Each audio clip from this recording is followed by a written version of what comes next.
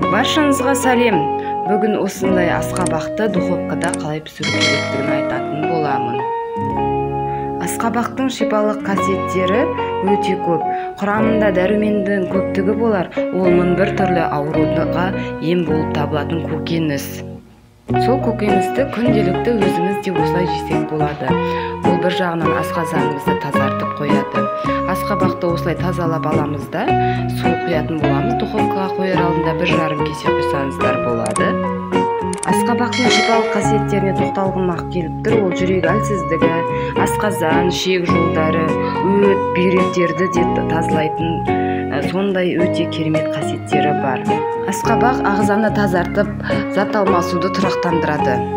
Асқабақтың денсаулық пайдасын айта отырып, міне ары қарай жалғастырайық. Осылай духовкаға суығаннан кейін 180 градусқа қоятын боламыз. 40 минутқа қоятын боламыз. Міне қыздар, дайын болды. Құрамында көптеген витаминдер кездеседі.